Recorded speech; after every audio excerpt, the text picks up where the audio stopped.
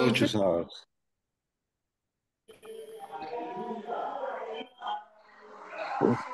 bueno, es un placer, un honor muy grande tener hoy al general Oscar Naranjo con este grupo de suscriptores fundadores. Vamos a conversar de manera muy informal. Yo le hago unas preguntas y luego todos ustedes espero que participen. General, ¿cómo ve el país?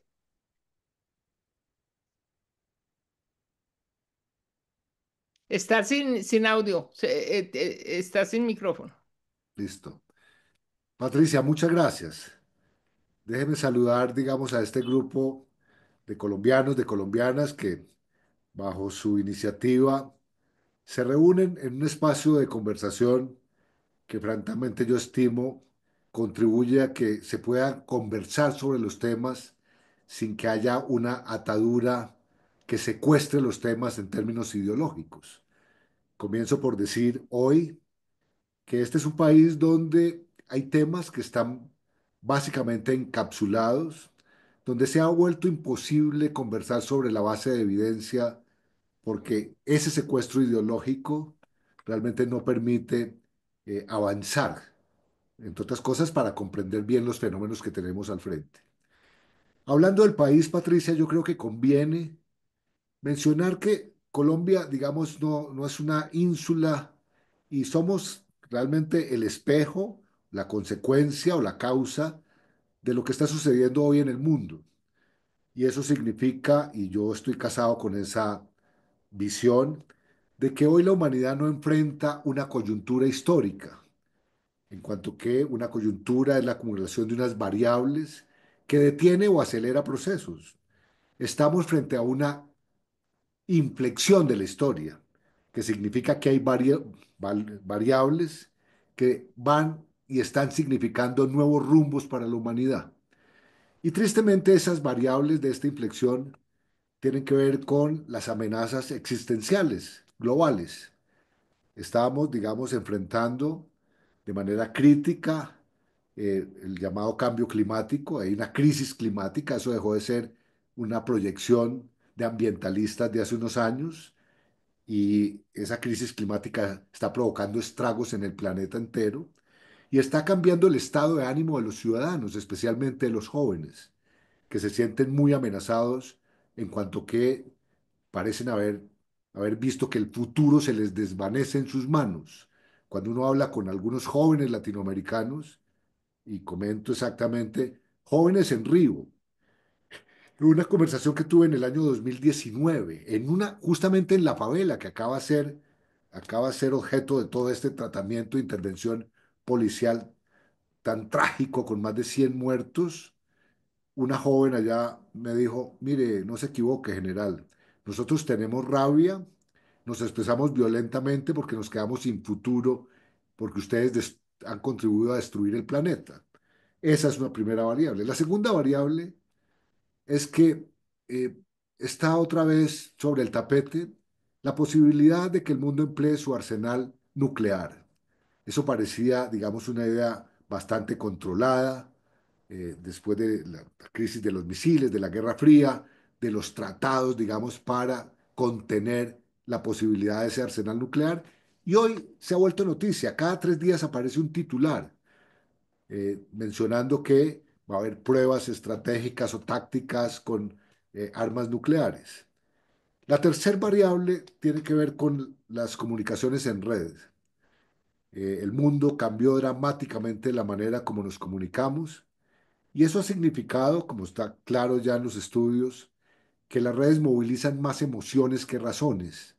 Estamos frente a una ciudadanía globalmente y emocionalmente muy instrumentalizada con una adición, un tema adicional, y es que las emociones que se movilizan en la red son emociones negativas, de odio, descalificación, de insulto, de agresión. Y por otro lado, estamos frente a una polarización política que ha generado, digamos, unos efectos enormes. Entre ellos, la afectación a la democracia, cuando pues como todos sabemos, en la encuesta del Barómetro Iberoamericano le preguntan a los ciudadanos en Iberoamérica ¿Qué tanta confianza tienen en la democracia? 8 de cada 10 dice que no confía en la democracia. Y la verdad, no estamos hablando simplemente de un segmento etario mayor, son los jóvenes los que más están diciendo que no confían en la democracia. Y ahí hay una conexión entre polarización y pérdida de credibilidad en los valores democráticos. Ese contexto general, digamos, ahí estamos inmersos. Y entonces en Colombia esas variables de inflexión tienen unas connotaciones ya muy particulares. Venimos Mm. de una fractura, de una polarización política que a mí francamente no me preocupa en cuanto a polarización política, porque una democracia estaría vacía de contenidos si no hay controversia alrededor de las ideas políticas. A mí lo que me parece grave es que hoy estamos enfrentando ya una fragmentación social. Ya no es una ruptura política polarizante, es una fragmentación social donde los discursos de odio han crecido, donde los discursos de clase han crecido y en general donde parecería ser que todos debemos estar en un bando o en otro. Esa polarización al mismo tiempo ha implicado que el ejercicio básico de la política, que es tratar de llegar a pactos, a acuerdos, a entendimientos, a consensos, haya estado inmovilizado ya por más de 10 años. Llevamos 10 años paralizados en función de generar un mínimo acuerdo, un mínimo consenso alrededor de los temas sustanciales. Adicionalmente, General, destruyendo temas donde ya Colombia tenía una lógica, yo diría, suprepartidista. Por ejemplo, la política exterior. Aquí está el doctor Luis Carlos Villegas, digamos que fue viceministro y estuvo en el mundo de la política y fue embajador, y sabe que ese tema realmente era un tema de Estado, no era de partidos. Y está el doctor Ocampo, que sabe que en materia económica sucedía algo igual. Hoy esos acuerdos se han quebrado y estamos enfrentados, digo, a esta polarización que desvanece la posibilidad de generar acuerdos. general, hablemos un poco de un tema que me imagino que todos queremos, sobre el cual todos queremos escuchar, lo que es su diagnóstico sobre la situación de seguridad del país. Es decir, primero, ¿cómo la ve? Segundo, ¿cómo llegamos a esto? ¿Y qué hicieron mal los anteriores, desde Santos para acá? Sí, a ver, hay, digamos, que conectar la situación de crimen organizado especialmente y de violencia con lo que significó la pandemia. Y estoy hablando en términos globales. Los estudios que se hicieron durante la pandemia y con posterioridad a la pandemia, lo que indicaban era que el mundo enfrentaría una multiplicación de grupos y estructuras de crimen organizado. Y eso es exactamente lo que nos sucedió en Colombia, donde hay otras variables que tienen que ver, digamos, con lo que significó la no implementación del acuerdo de paz en términos de haber llegado a los territorios donde desapareció el regulador en el territorio que eran las FARC. Entonces, hoy el mundo entero, pero Latinoamérica en particular, en una contabilidad que han hecho ya 2 o 3 observatorios del delito, están hablando de 1.200 estructuras de crimen organizado con capacidad de impacto estructural en los distintos países y con impacto estructural transnacional. Esa es como la. Dos, ¿De esas cuántas en Colombia?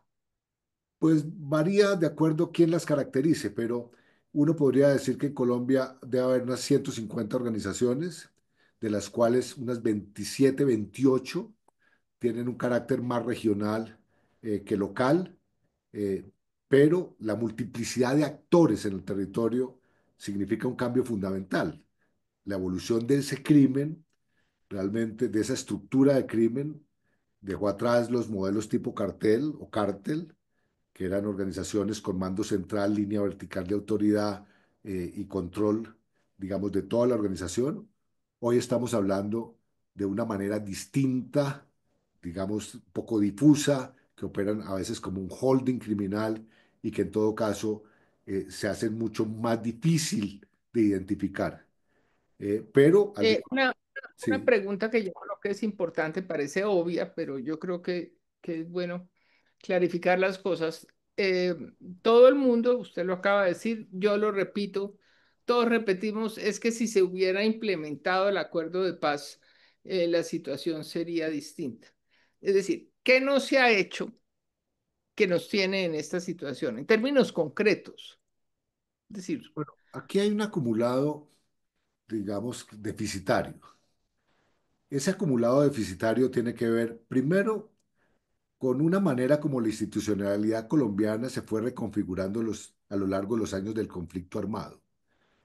Yo estoy convencido de que la estructura del Estado colombiano, incluso de la mentalidad de la sociedad colombiana, se tornó en una lógica contrainsurgente.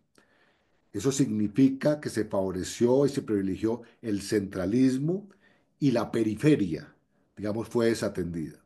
Entre otras cosas, porque, pues ahí está mi general, eh, no me corregirá, en un conflicto armado de guerra de guerrillas, el factor territorio es un factor de debilidad. Quien está quieto en el territorio y permanece en el territorio en un conflicto de guerra de guerrillas es aniquilado.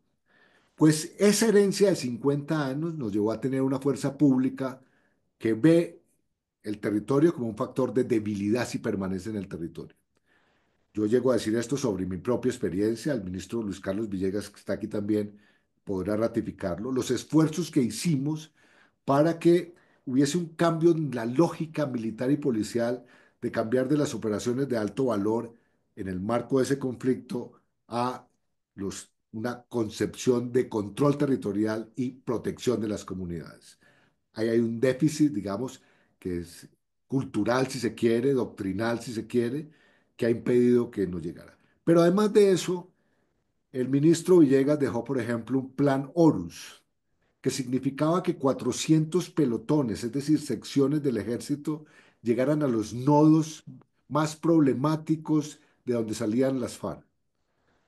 Eh, Cuando salimos el 7 de agosto del 2018, ese plan Horus, digamos, fue olvidado y se quiso estar de regreso a una política, yo diría, de seguridad democrática 1.1, ni siquiera una 2.0. Y eso significó, digamos, que la visión sobre el territorio, al final, como pasó en el gobierno del presidente Duque, registrara la multiplicación de esos grupos armados en términos territoriales, de sus propias capacidades y del número de efectivos. Con un tema adicional, y es que como se quiso estar de regreso a la fórmula, digamos, tradicional que habíamos empleado de erradicación forzosa manual y no avanzar con fuerza, de manera vigorosa con el programa de sustitución de cultivos previsto en el acuerdo, la cifra del presidente Duque en este sentido realmente es patética. El gobierno del presidente Duque erradicó forzosamente 380.000 hectáreas, ¿no? De 160.000 que recibió. Y al final, el neto, después de haber erradicado 380.000 sobre una línea base de 160.000, es que las hectáreas quedaron en 210.000.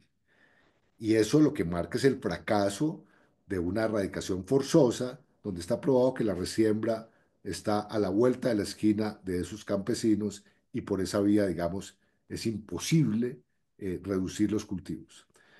Y sobre esa base, digamos, se elevó la productividad. Hoy el país está produciendo 2.600 toneladas según los estimativos de CINCI, la cifra más alta en la historia.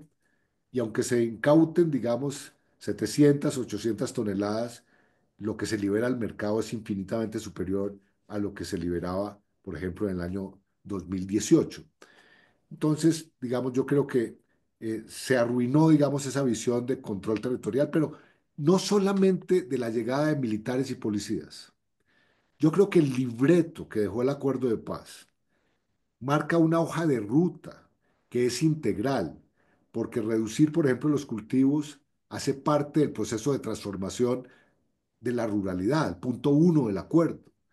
Eh, y en ese sentido, como se suspendió, digamos, esa visión de implementación del acuerdo, pues yo creo que estamos experimentando lo que experimentamos, adicionalmente a lo que ha significado un planteamiento de paz total, donde yo debo decir lo siguiente, un poco en contravía de algunos de mis compañeros de gobierno, periodo Santos. Cuando el presidente Petro anunció, digamos, la política de paz total, yo fui de los colombianos que dije, yo prefiero que haya una aspiración maximalista por la paz que una política negacionista de la paz. Claro, una aspiración maximalista implicaba esfuerzos maximalistas que realmente no se dieron en términos de planificación, de ejecución y de visión de lo que significaba trabajar de manera integral frente a los distintos grupos armados en Colombia. Eh, ¿Qué haría usted si estuviera en sus manos y lo eligiéramos presidente de la República General? ¿Qué haría usted para solucionar el problema del narcotráfico? Yo creo, digamos que aquí hay tres cosas. Primero, entender cuál es el fenómeno que estamos enfrentando hoy con las economías criminales.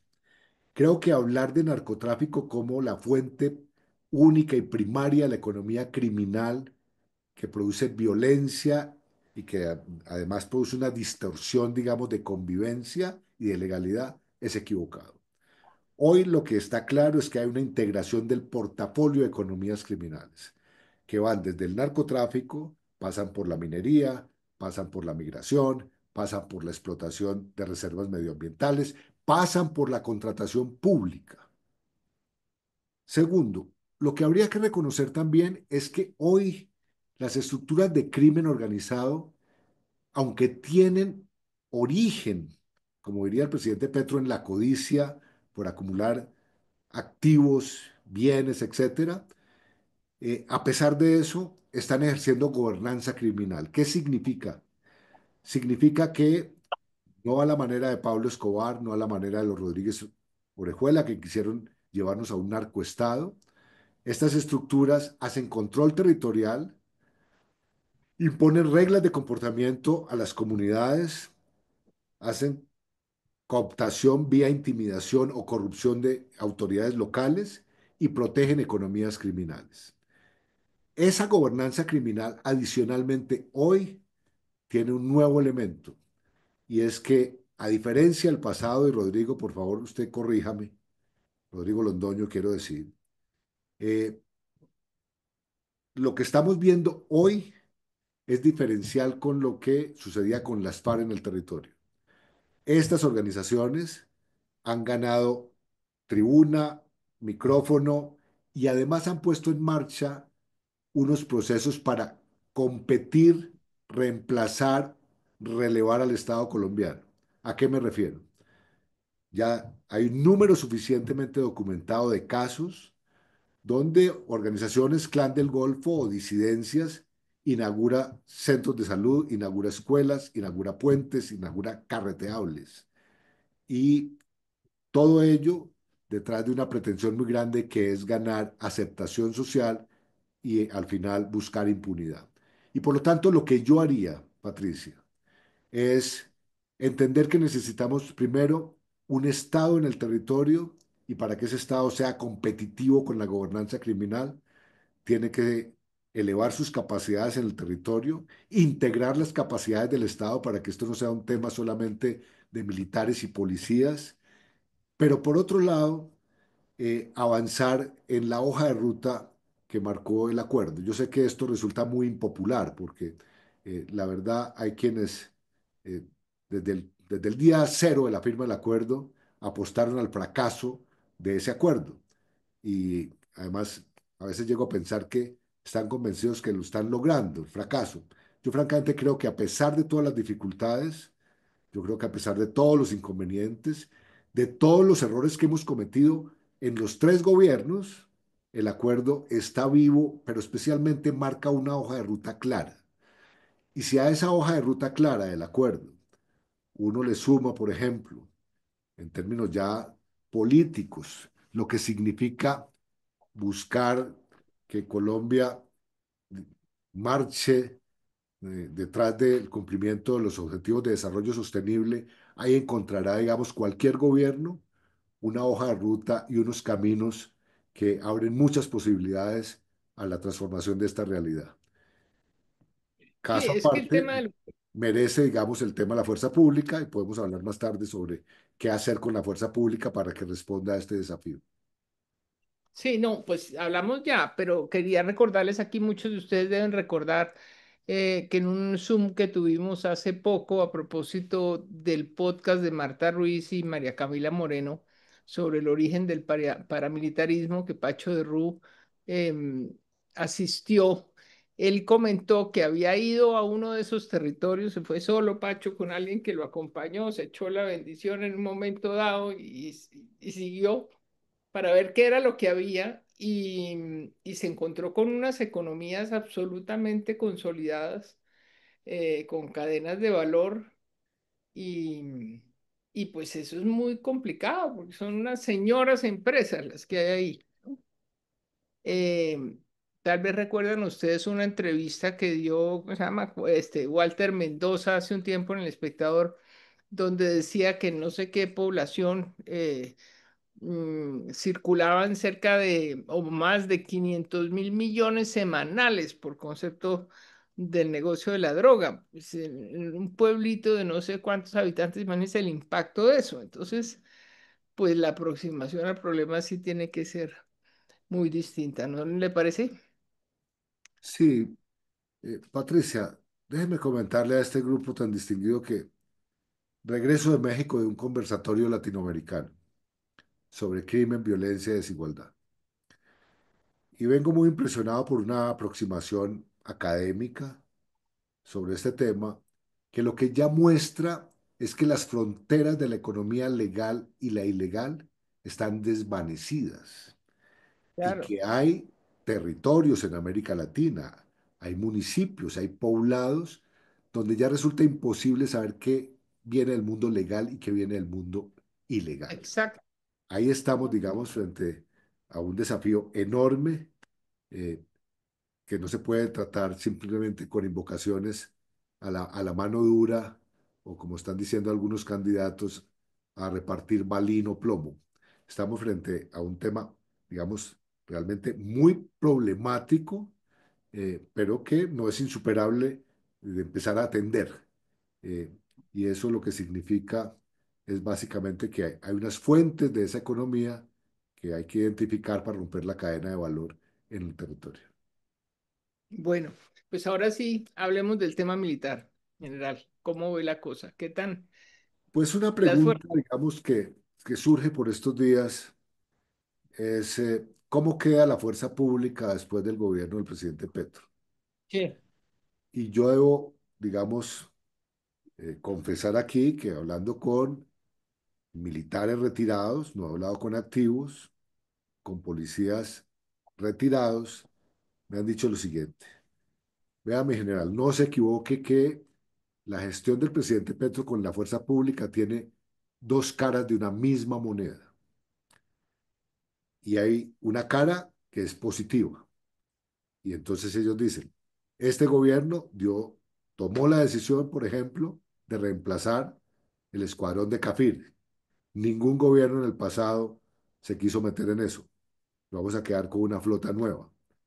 Ningún gobierno en el pasado elevó tan sustancialmente como lo pretende hacer este gobierno la bonificación a soldados regulares y auxiliares de policía, que digamos causa un impacto enorme en cuanto a las condiciones, digamos, de dignidad y de calidad de vida de soldados y policías que están prestando ese servicio militar. De otra parte, este gobierno puso en marcha algo que en el gobierno pasado se comenzó a hacer de manera tímida, pero que no respondió a lo que era una caída vertical en el pie de fuerza tanto de militares y de policías. Las cifras cambian, varían. Yo realmente no sé cuál es la cifra real, pero hay quien afirma que en los últimos años se perdieron 70.000 efectivos de fuerza pública entre militares y policías y otros que hablan que se perdieron 110.000. Este gobierno, en el caso, por ejemplo, específico de la policía, ha puesto en marcha un plan de fortalecimiento del pie de fuerza ambicioso que está financiado y que está permitiendo incorporar, digamos, a razón de 10 o 15 mil aspirantes año para llenar ese vacío. La otra cara de la moneda es la que, digamos, salta a la vista.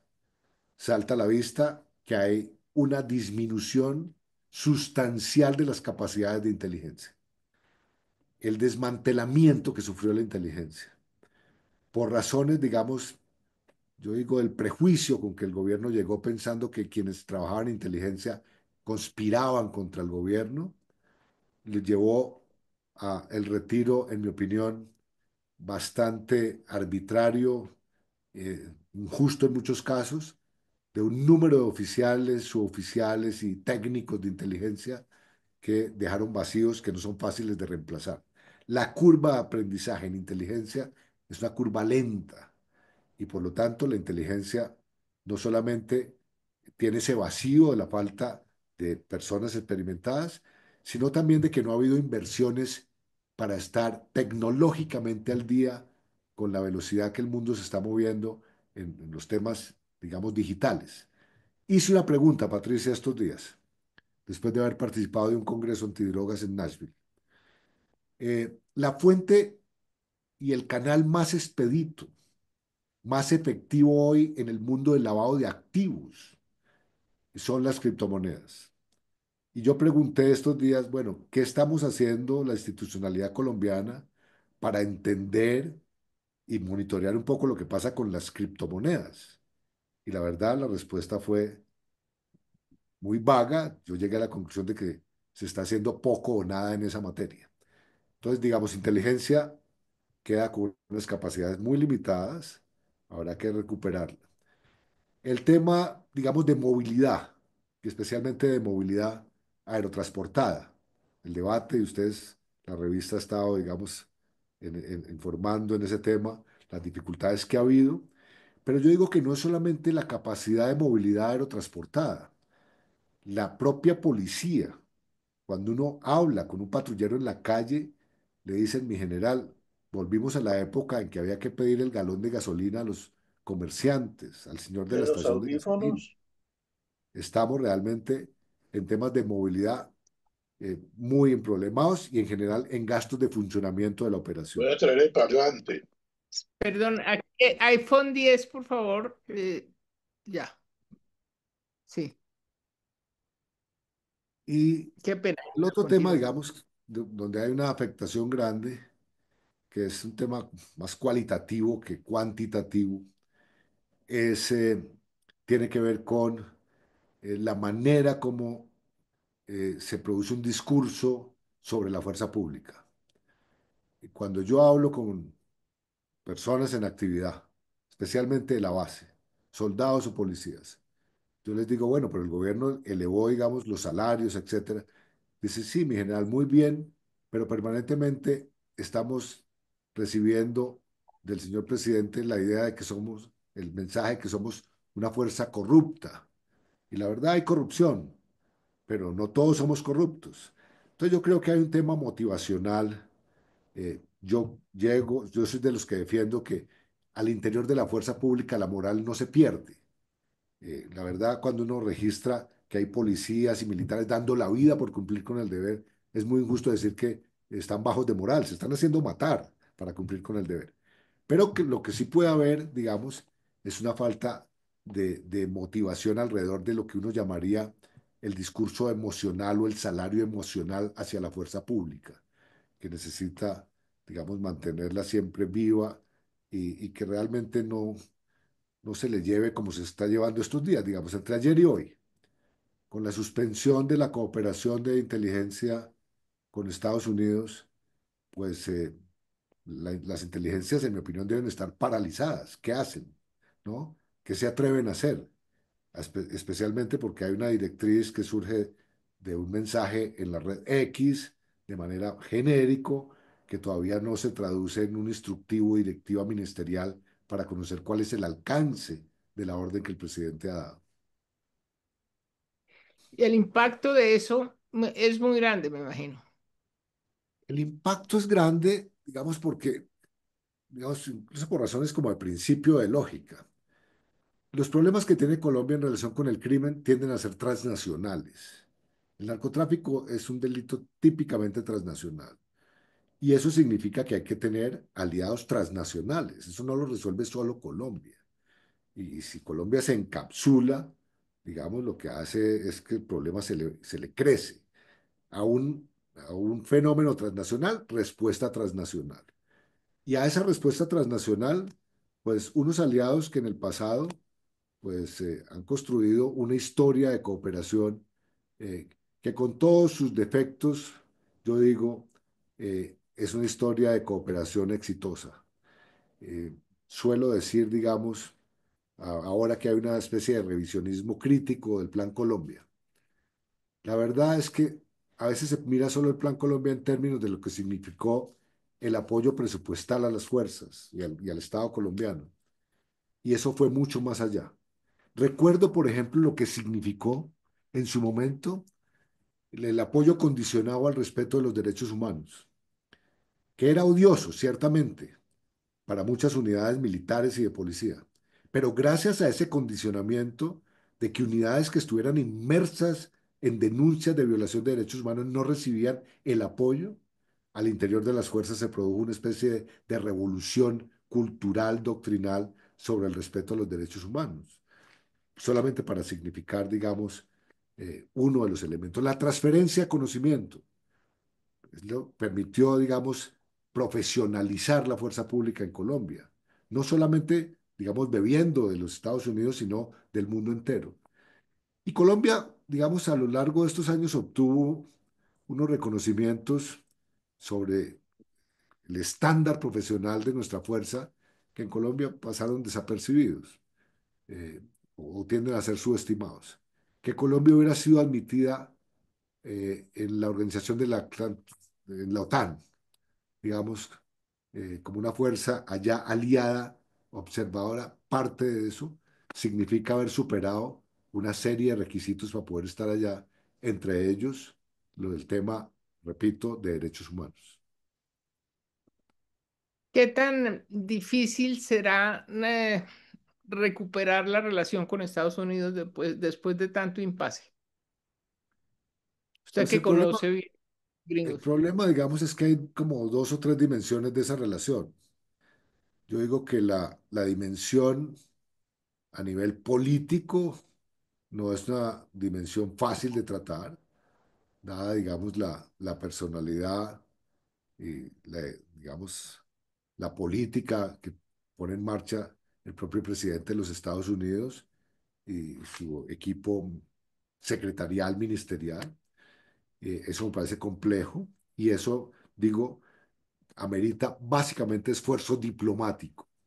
Ojalá esa controversia, esas tensiones y esos irritantes a la política exterior entre Estados Unidos y Colombia en términos políticos se resuelvan usando canales diplomáticos y hagan diferencia sobre otro tipo de relaciones que, en mi opinión, han sido funcionales, que están más allá de la política y que lo que hacen, digamos, es actuar en función de unos objetivos comunes en el marco de las limitaciones que tenemos en cooperación, pero también en lo que hemos habilitado para cooperar. ¿A qué me refiero? Cooperar con Estados Unidos en materia de lucha contra el narcotráfico es identificar objetivos comunes. No se trata simplemente de reducir la oferta de droga colombiana. En el caso colombiano, enfrentar al narcotráfico significa proteger a los colombianos y reducir al máximo, digamos, los niveles de violencia que ponen en marcha estas organizaciones. Yo suelo, digamos, dar una discusión porque yo estoy de acuerdo cuando se dice genéricamente que hay una guerra fallida contra las drogas. Si uno estima que esa guerra fallida se refiere a la producción que ha aumentado, al consumo que ha aumentado, a la violencia asociada al tráfico que ha aumentado, a la corrupción que ha aumentado y a la ingobernabilidad democrática que ha aumentado, uno diría, ah, sí, ahí hay un fracaso. Pero en el caso colombiano, esa enfrentar el fenómeno del narcotráfico fue lo que nos permitió no hundirnos en un narcoestado. Es que aquí estuvimos al finales de los años 90 con un pronóstico muy complicado de que quedaríamos en manos de los carteles y de las guerrillas y de los paramilitares. Y en el fondo todo eso, digamos, Colombia no claudicó, entre otras cosas porque la prensa no se silenció, entre otras porque todavía no se hace un reconocimiento expreso del liderazgo político que se mantuvo firme y de unas instituciones que, como en el caso de la policía, por ejemplo, Los canales y en el eso. mundo da un ejemplo, perdón la redundancia, que es admirable. En un año, enfrentando a Pablo Escobar, haber perdido 500 vidas de policías en Medellín, eso habla, digamos, de una institucionalidad que no se arrodilló. Y en ese sentido, para ponerlo en términos militares, esa batalla se ganó. Mm. Bueno, hay una pregunta que no puedo no hacerle ahora que acaban de cumplirse los 40 años de la toma del Palacio de Justicia General.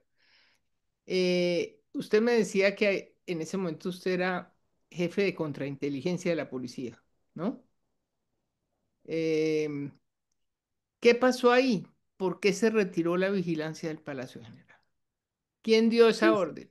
Patricia, déjeme compartir, digamos, lo que a mí me consta en relación con esa situación que fue dramática y sigue siendo dolorosa y ha dejado tantas heridas que no terminan de cerrarse.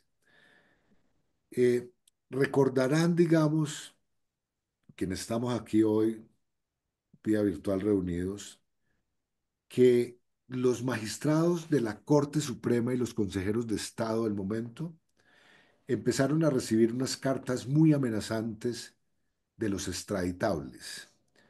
Cartas que acompañaban, por ejemplo, de fotografías del fue el Falconi muerto, pero que especialmente acompañaban con grabaciones contenidas en casetes de conversaciones privadas de los magistrados, con lo cual, digamos, había una demostración de fuerza y de control y de intimidación muy grande.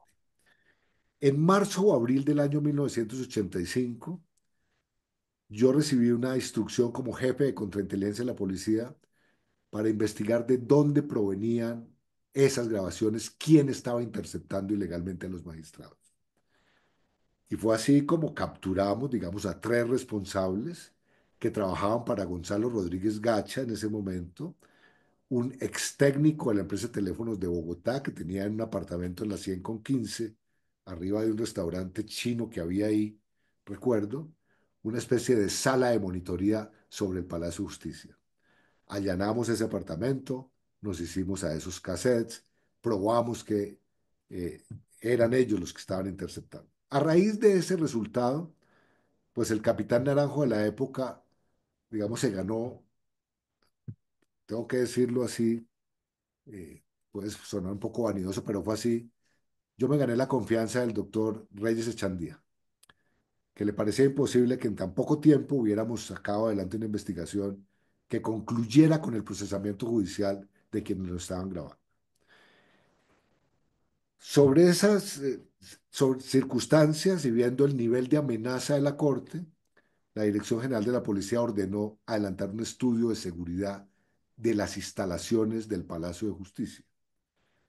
Dado que la contrainteligencia protege comunicaciones, protege instalaciones y protege, digamos, personal, a mí me correspondió adelantar el estudio de seguridad del Palacio. Durante varias semanas estuvimos allá en el Palacio verificando las condiciones de seguridad y la verdad es que el estudio fue concluyente en que las medidas que se utilizaban eran totalmente deficitarias o inexistentes. Recuerdo, por ejemplo, que lo que se llama como el distrito de comunicaciones telefónico, el armario de comunicaciones telefónico del Palacio de Justicia en el sótano, era un locker abierto a todo el mundo donde se podía llegar, interceptar, etcétera. Pero los controles de acceso eran, digamos, inexistentes, las barreras perimétricas también dejaban mucho que desear. Ese estudio yo lo presenté en la sala de gobierno de la justicia, que eran los magistrados de la Corte Suprema y del Consejo de Estado. Ahí ¿Cuándo? ¿Cuándo terminamos, lo pre- lo presentamos semanas antes de la toma del Palacio. Y hasta ahí llegaba, digamos, lo que competía a la policía. Implementar las medidas correspondía, digamos, a la Administración de Justicia. En ese momento, pues ellos tenían, digamos, algunas partidas para eso, el Ministerio de Justicia igualmente. Lo cierto es que eso no se hizo. Digamos, lo primero que hay que decir es que las medidas que se recomendaron no se implementaron. Y aprovecho para hacer una cuña. Hay quien ha insistido que yo era el jefe de seguridad del Palacio. Yo no era jefe de seguridad del Palacio. Yo hice el estudio de seguridad del Palacio. Y luego, digamos, fue evidente y es público que servicios de inteligencia difundieron por allá como el 13 o 17 de octubre, con motivo de la visita del presidente Mitterrand a Colombia, que había un plan para tomarse el Palacio de Justicia. El Apar- 17 se publicó la noticia en algún medio, tal vez el Exactamente. siglo. A partir de ese momento, digamos, la policía de Bogotá refuerza ese dispositivo con personal uniformado en el Palacio y el día 5 retiran el servicio. Sobre el retiro del servicio, Dentro de esa orden. esa orden tuvo que haber venido de quienes estaban al frente de la estación de policía, en ese momento era, se llamaba así, la cuarta estación que era, y de la fuerza disponible, que era el personal, digamos, que había sido destinado a esa labor. Yo realmente ahí me pierdo, digamos, porque no he logrado saber quién dio la orden, eh, pero lo cierto es que el día de la toma la policía no estaba. Dice, de la cuarta estación de policía, alguien del, Y es de la decir, fuerza disponible de la policía. el general Delgado Mayarino, que era el comandante de la policía entonces, está vivo. Él no ha dicho nunca quién dio esa orden o por qué. Pues el caso de mi general Delgado es un caso muy dramático en relación con esos hechos, porque fue público, fue notorio históricamente de que la relación con el presidente de la Corte, con Reyes Echandía, era una relación personal muy cercana desde que eran muy jóvenes. Y realmente ahí obraba una amistad, digamos, muy cercana. Entonces, el tema es, eh, él estuvo, digamos, en el Palacio Nariño, él recibió, eh, digamos, la invocación, la petición del presidente de la Corte de que pararan ese operativo, y eso no sucedió. Y yo digo, mi general era además profesor de la Universidad Externado, y para él, digamos, ha sido tremendamente doloroso todos esos años ver cómo su vida terminó eh, arruinándole lo que había construido en relación con ese mundo académico del externado y su relación personal con la familia Reyes Echandía. Él está vivo, eh, no, yo no conozco declaraciones de él en este sentido. Bueno, un episodio demasiado doloroso. Bueno, hablemos de política antes de pasarle el micrófono aquí a todos los asistentes. Usted en algún momento pensó ser candidato, ¿cierto? Pues Patricia, yo ahí sí como decimos en la cultura institucional nuestra, uno ni se ofrece ni se niega. Eso, digamos, yo lo que he estado, digamos, desde que me retiré, es muy cercano a los temas públicos, muy cercano, digamos, a tratar de contribuir a tender puentes, particularmente para que no se detenga, se siga deteniendo la implementación del acuerdo. Eso me ha permitido, digamos, tener relación regional, local, nacional o internacional con distintos interlocutores que estimamos la paz no se puede desvanecer como una pretensión, ambición y anhelo de los colombianos. Eh, a esta pregunta yo digo, ojalá, digamos, yo pudiera contribuir para que la paz no sea reemplazada por una lógica de mano dura o de guerra, pensando que esa paz y esa implementación del acuerdo de paz está totalmente fracasada. Lo que más me preocupa, digamos, es como ese desplazamiento. Y por otro lado, no puedo, pues, decir mentiras. Sigo recibiendo mucha presión, invitaciones de muchos sectores para que yo esté en política. Yo la verdad, digamos, En eso cabalgo muy solo, yo no tengo partido político, no tengo infraestructura política, pero cada vez recibo un reclamo mayor de gente, especialmente de jóvenes, que en una de las últimas conversaciones Patricia me puso frente a un predicado, un dilema muy complicado. Cuando me dijeron, bueno, entonces usted que dice que sirvió 42 años en la vida pública, que está dedicado a la academia, a disfrutar de sus familias y sus nietas, prefiere esa zona de confort y no darse la oportunidad de hacer algo por el país cuando el país lo necesita. Eso sería un poco traicionar esa vida de servicio público y de propósito público que usted tuvo en la vida. Eso no deja de pegarle a uno muy duro porque yo no quisiera morirme con el consternamiento de que al final de mi vida fui inferior a un llamado para servir y no necesariamente desde la presidencia. ¿Y Santos no le ha hecho coquitos ahora que está Pues lo que con fue los... público, digamos, y evidente es que una entrevista que él le dio a Caracol Televisión, cuando le preguntaron, ¿usted votaría por el general Naranjo? Él dio una respuesta, en mi opinión, correcta, pues para mí. Dijo, yo votaría por el general Naranjo, lo que pasa es que él no es candidato. O sea, esa fue la respuesta del presidente Santos. Sí, muy bien. Bueno, invito a la audiencia a que hagan preguntas. General Herrera, ¿quiere abrir usted?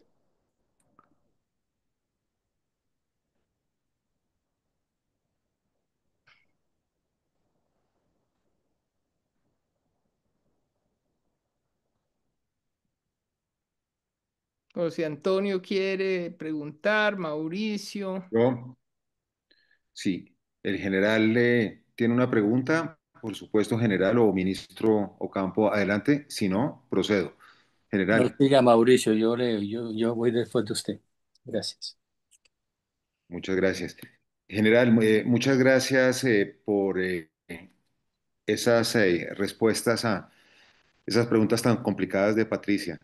Eh, y realmente, pues, demuestra usted que tiene toda la experiencia, los conocimientos y las capacidades para continuar siendo un líder muy importante de Colombia y ojalá entre a la contienda presidencial porque necesitamos personas como usted con su trayectoria y con sus logros y con sus conocimientos y experiencias para elevar la calidad del debate y eventualmente pues ocupar la primera magistratura.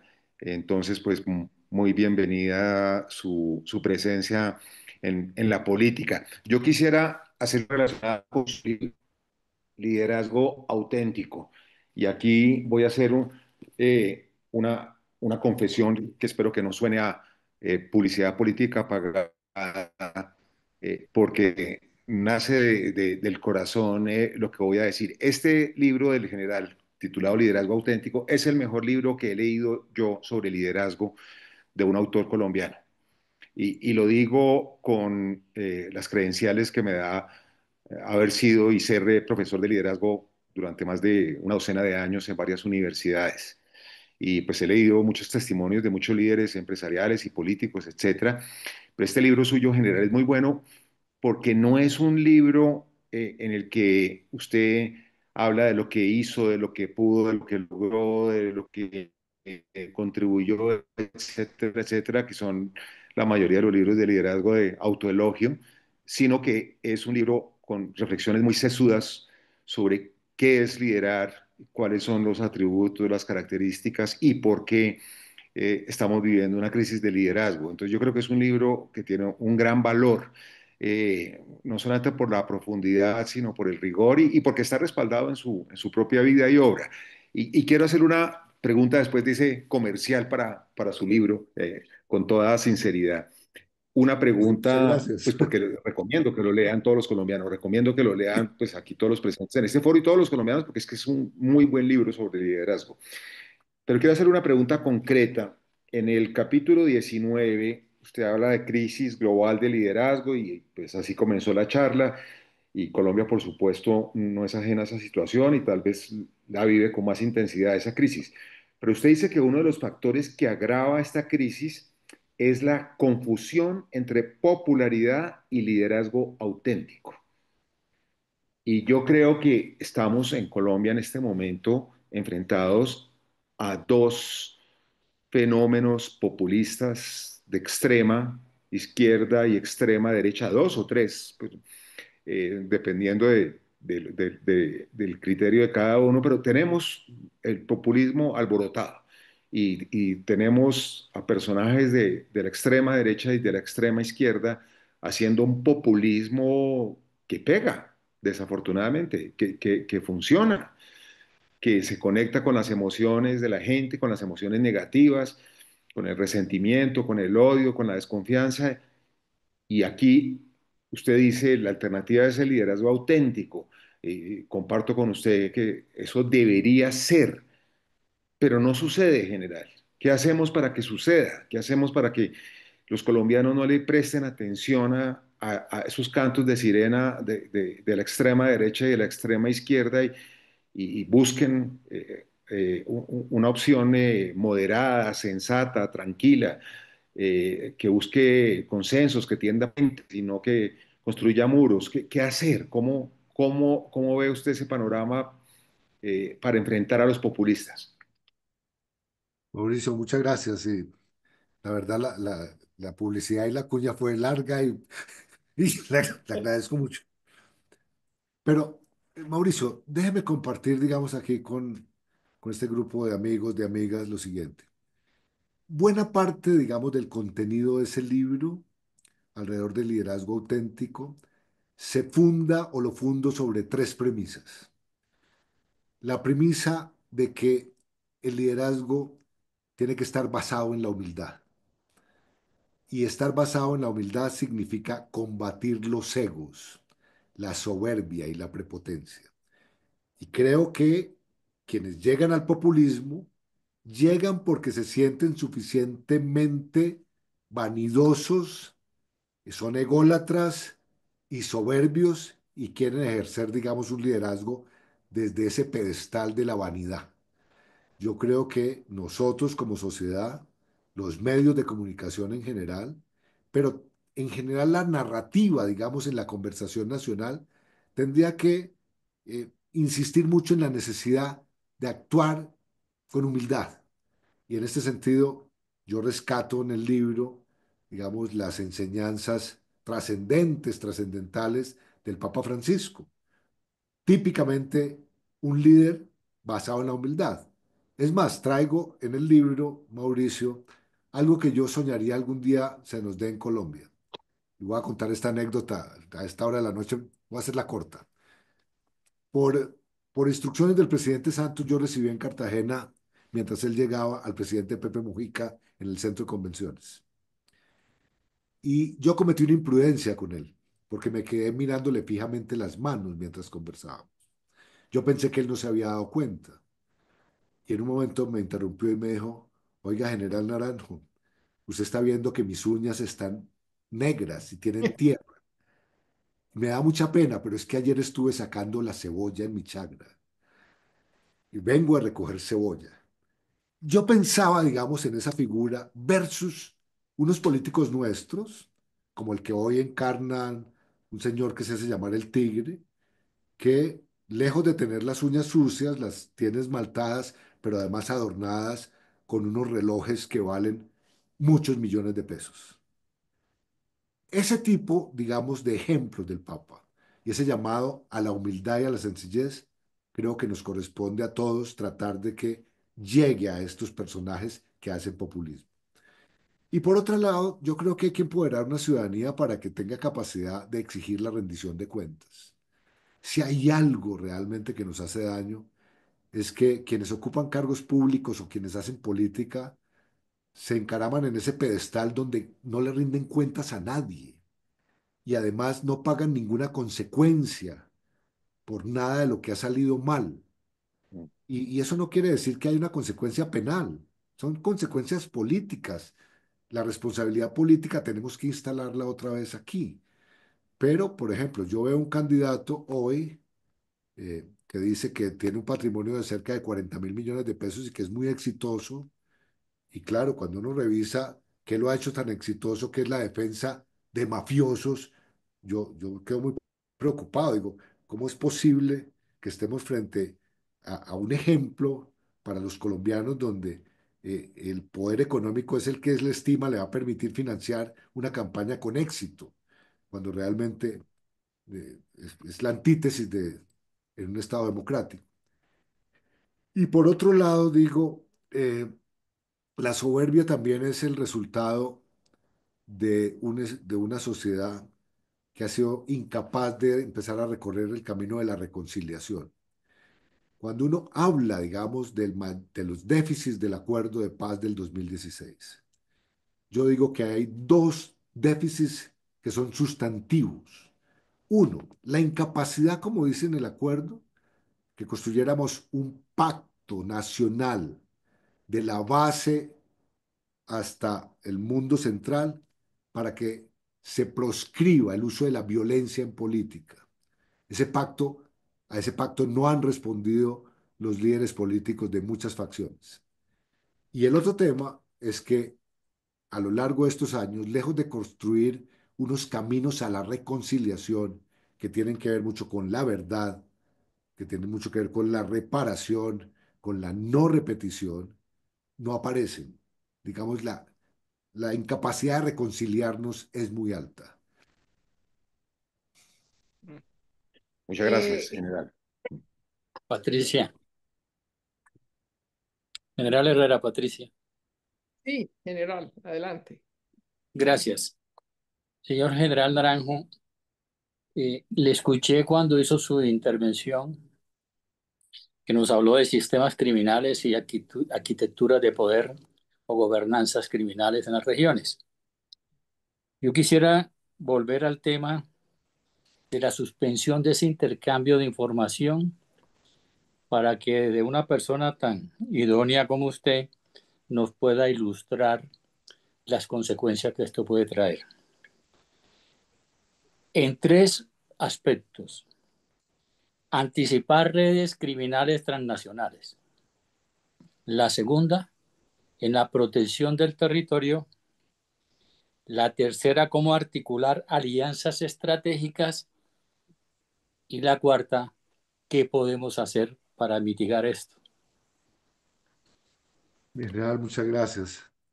Debo decir que me da mucha alegría escucharlo, como siempre, y valoro enormemente lo que significa su trayectoria profesional al servicio de la seguridad y la paz de los colombianos y de la convivencia. Muchas gracias, señor. Mi general, digamos, aquí hay, para poner esto como en una secuencia lógica de lo que estamos enfrentando hoy con esa suspensión.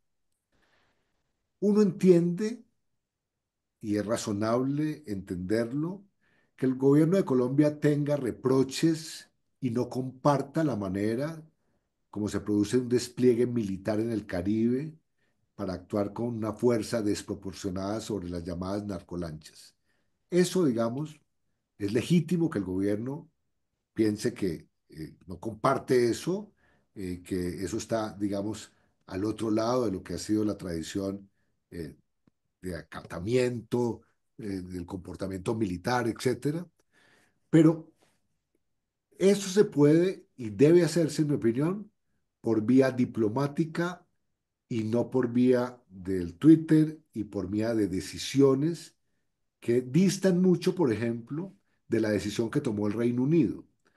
El Reino Unido, en un afán de proteger la seguridad jurídica de sus militares, dijo, en operaciones vinculadas a la destrucción de narcolanchas, nosotros suspendemos la cooperación o el intercambio de información.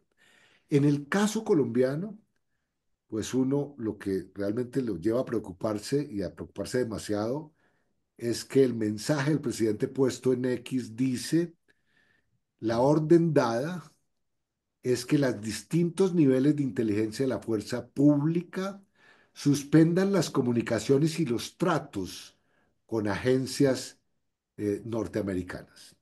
Eso es una declaratoria de suspensión total que afecta por lo menos cuatro dimensiones, y usted ha mencionado algunas de ellas.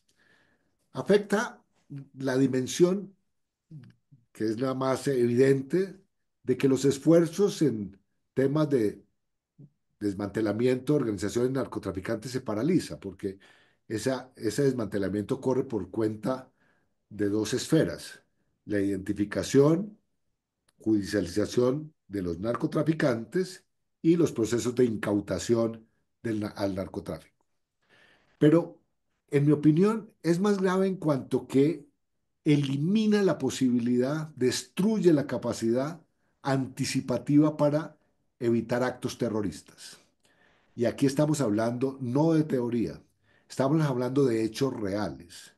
Cuando este mismo fin de semana, mi general, en una ciudad como Tunja, a escasos 100 kilómetros de la capital, una organización instala semejante arsenal de explosivos con el propósito de destruir un batallón y hacer daño, digamos, a todo el entorno de ese batallón, estamos hablando de vidas humanas que tienen que protegerse y que implican la necesidad de tener inteligencia preventiva, anticipativa, para que eso no suceda.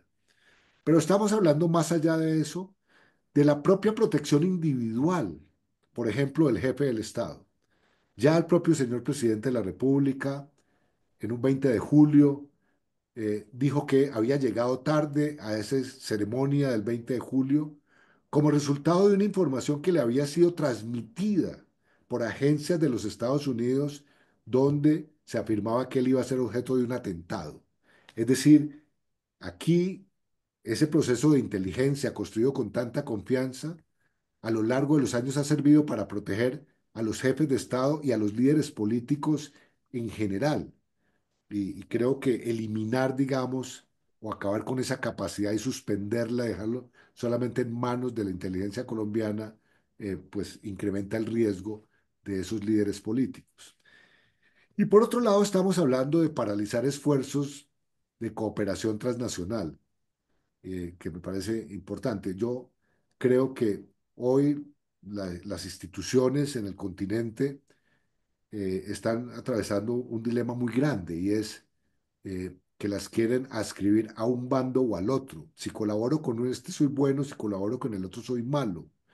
Y la verdad, los procesos de integración en materia de cooperación, de inteligencia, de asistencia judicial, están paralizados en la región, mientras uno ve que a nivel del crimen hay una integración regional latinoamericana que permite, por ejemplo, que una organización como el Tren de Aragua, que nace en una cárcel venezolana, tenga extensiones en Santiago de Chile o esté en Montevideo, en Uruguay. Ellos se han sabido integrar, nosotros no. Yo esperaría, mi general, que rápidamente el Ministerio de Defensa produzca por lo menos un instructivo haciendo claridad de qué es lo que realmente queda suspendido. Pero más allá de eso, lo que uno, digamos, como colombiano pediría es que el gobierno no cierre la puerta a superar, digamos, una tensión o un irritante con Estados Unidos que realmente destruya lo que ha sido una construcción de muchos años de cooperación y de entendimiento, no solamente con Estados Unidos, sino con agencias del mundo. Muchas gracias, señor. José Antonio, Sí, muchas gracias, Patricia. General, muchas gracias por todas sus respuestas muy estrictas a las preguntas de Patricia. Yo quisiera hacerle una pregunta sobre el tema de seguridad, y ese es la siguiente. ¿En qué medida digamos, sobre todo en los sitios donde, las regiones donde hay focos de violencia más fuertes, tocadas por las organizaciones de, de esos grupos que usted mencionó, el problema es en parte, digamos, de que digamos, por algunas decisiones de la llamada paz total, el gobierno, o sea, el presidente no ha permitido acciones militares para contener los problemas. O digo yo, ¿en qué sentido también este proceso ha terminado debilitando al ejército? La verdad es que hoy tenemos un ejército, digamos, con menores capacidades de lo que tenía en el pasado. Esas son mis pequeñas preguntas. No, pues, ministro, doctor Ocampo, todo iba tan bien hasta que Vamos terminando con una pregunta de esta. No, pero digo lo siguiente. Eh, yo creo que estos esfuerzos de paz total, cuando quisieron ser renovadores, innovadores, diferenciales con las prácticas que habíamos tenido en la negociación con las FARC, cambió lo que uno podría llamar dos pilares, dos especies de líneas rojas que terminaron por generar unos efectos. ¿A qué me refiero? Primero, nosotros entendimos en el proceso con las FARC que el cese al fuego era un asunto terminal cuando una negociación estaba suficientemente avanzada y a punto, digamos, de firmarse la paz e iniciar un proceso de implementación. Pero el cese al fuego aquí fue el punto de entrada. Y cuando el cese al fuego es el punto de entrada, se produce, y mi general Herrera, corríjame por favor, una confusión en la mentalidad binaria que tiene un militar. Un militar es sí, no, gano, pierdo, venzo o me derrotan. Pero un militar no puede estar en un territorio frente a un cese multilateral sin saber exactamente al fin a quién debe controlar y someter a la ley. Y creo que esa confusión, digamos, fue eh, explicativa, lo ha dicho el propio ministro de la Defensa actual, del crecimiento territorial y en efectivos de esos grupos. Y por otro lado, cambió algo que funcionó, en mi opinión, bastante bien. Nada estaba acordado hasta que todo esté acordado. Y aquí se iniciaron procesos de cumplimiento parcial con los grupos en armas. Entonces, cuando uno habla con las comunidades en esos territorios, el reclamo aparece de manera inmediata. Oiga, general, pero ¿cómo así que unos señores que no han dejado las armas son los que nos están obligando a nosotros a transformar el territorio como si fueran ellos un paraestado? Creo que ahí hay una afectación, digamos, grande en términos de lo que significa la relación de las comunidades con los alzados en armas. Y yo creo que el gobierno entrante lo que tendrá que hacer es recomponer un poco esa plana y verificar exactamente quiénes, qué grupos tienen vocación para negociar, qué grupos están en esa línea tan difusa entre crimen organizado y organización política, pero en todo caso, yo creo que lo que no puede ser es que haya una especie de vitrina política a quienes están en armas para que trate de ganar aceptación y legitimidad por la fuerza con las comunidades. Bueno, Luis Carlos Villegas. Gracias, Patricia. Primero, agradecerte que nos hayas puesto a todos otra vez a oír al general Naranjo, que en mi caso es algo gratísimo, porque tengo el placer y el gusto institucional y personal de conocerlo hace 40 años, y no es una exageración, hace 40 años y 3 meses exactamente. Hablé con él sobre Braulio Herrera, cuando él era director, el general de contrainteligencia, y Braulio Herrera era el delegado de las FARC en el negocio de las FARC con el gobierno de Betancur. Después me vi con el general Naranjo en la ANDI con los temas de refuerzo de la policía y financiación. Después con el secuestro de mi hija, él y el general Arango. Después con su dirección de la policía y todas las consecuencias que su acción tuvo en un buen capítulo de la política exterior. Y después en la negociación de paz, por supuesto, del gobierno Santos, que nos llevó a Cuba, en mi caso, durante 2 años. Y cuando uno está en esas, pues se acuerda de la película de Spielberg, de la Band of Brothers. Somos una banda de hermanos. Vivir en Cuba 2 años negociando la paz da unos vínculos que son irrompibles. Por eso me agrada tanto estar esta noche aquí.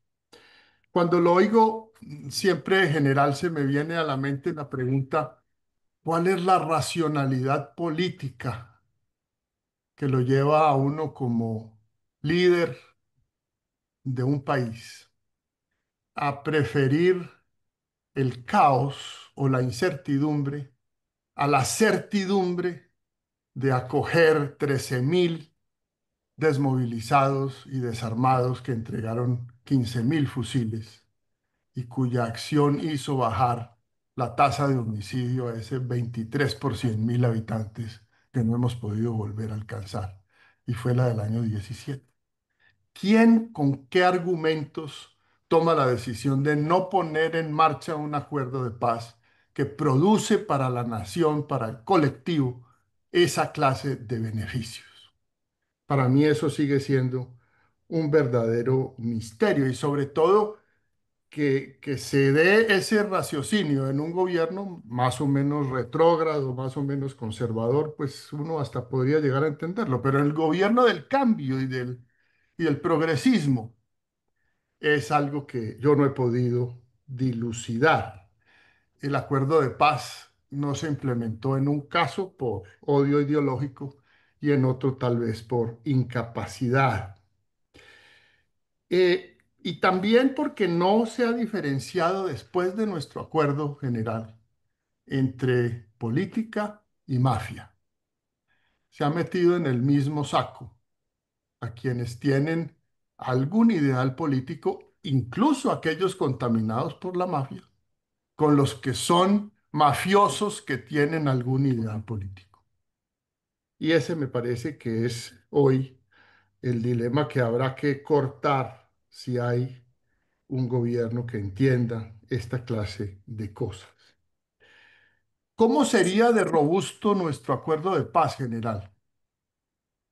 Que Trump no se atrevió a vetarlo en el Consejo de Seguridad de Naciones Unidas 9 años después.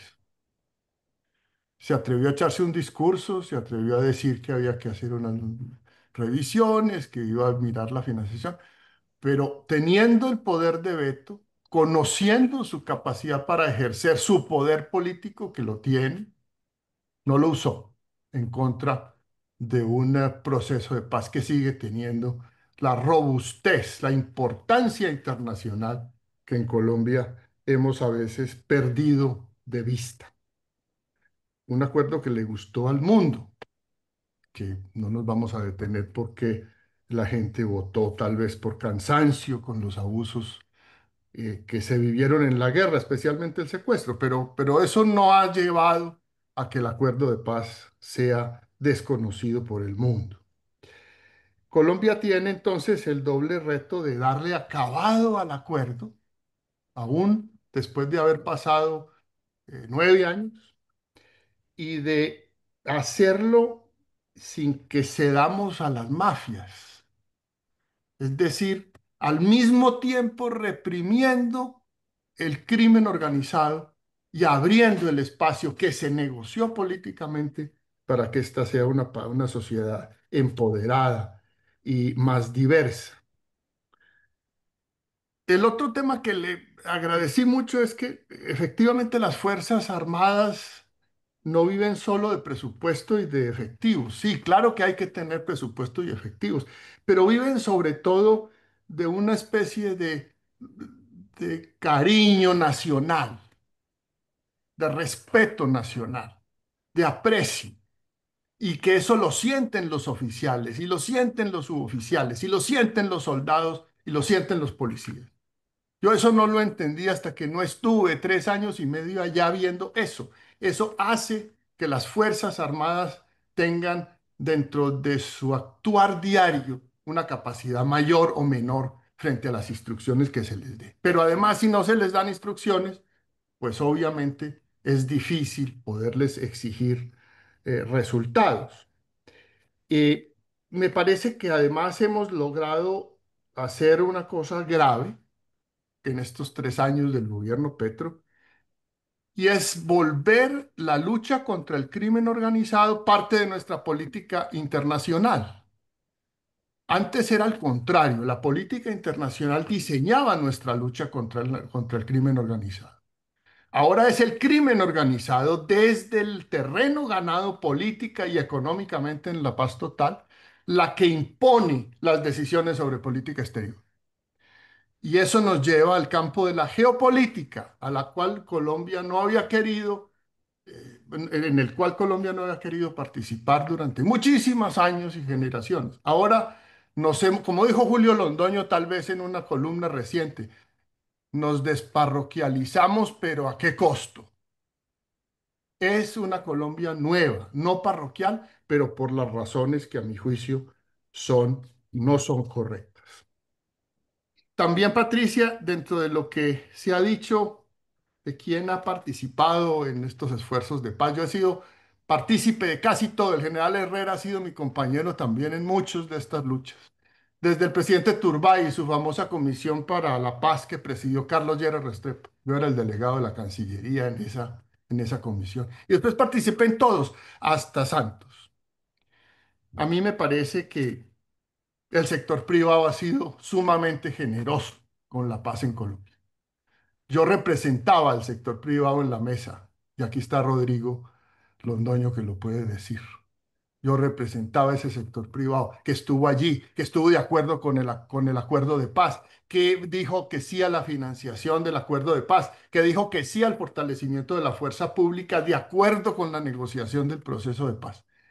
De manera que me parece que vale la pena decir que ese sector privado fue también una, un puntal de lo que se logró. Entonces, general, ¿qué hacer para que más allá de esas peleas coyunturales, de si Santos, de si no Santos, de si Uribe, si no Uribe, de si la paz es de quién, cómo hacemos para que ese logro que la comunidad internacional valora, lo valoren también los colombianos? Se haga parte de la campaña política, no para reivindicar una persona, sino para reivindicar algo que lograron las regiones de Colombia, que fue la paz. Es que hubo en regiones en Colombia que lograron la paz que no habían visto durante 50 años y lo lograron. Y hoy retrocedimos y volvimos a que esas regiones fueran violentas. ¿Cómo hacemos? Implementar y reforzar la fuerza pública. ¿Será eso el dueto de cosas que hay que hacer cualquiera que sea el elegido? ¿Qué opinas? Ministro, mil gracias. Sí. En ese recorrido que usted hace de nuestro conocimiento, yo agregaría algo que fue muy valioso para Colombia. Usted como presidente de la ANDI, frente a la Organización Internacional del Trabajo, con el gobierno colombiano y la institucionalidad colombiana nos propusimos que no asesinaran más sindicalistas. Y la verdad, esa cifra que era dramática, la llevamos a un piso, todavía faltará mucho por hacer, pero ese realmente era un tema vergonzoso en Colombia. Y ahí hubo, yo digo, una combinación, empresa privada, eh, diplomacia e institucionalidad de fuerza pública, particularmente policía, que usted lideró en su momento y nos llevó a disminuir esa tasa de homicidios de sindicalistas. Lo traigo aquí porque me parece que es una casilla que no puede quedar ahí olvidada. Frente a la pregunta, yo estoy notando con preocupación algo sobre lo que cuál deberíamos volver. Noto una creciente instrumentalización de las víctimas. Y la verdad es que las víctimas que fueron a La Habana en el 2015 por primera vez, que acompañaron la firma del acuerdo, que se han mantenido expectantes al cumplimiento del acuerdo, eh, están siendo instrumentalizadas por la política.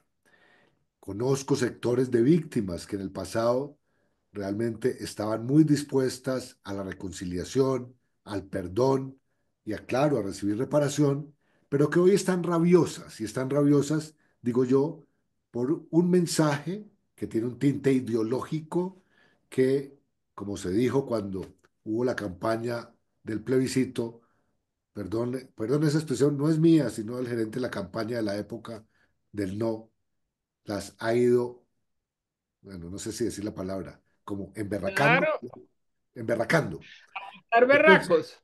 sí, entonces noto, digamos, lo primero que yo creo que hay que hacer es que las víctimas sean una especie de masa crítica social que exija el cumplimiento del acuerdo y la implementación del acuerdo.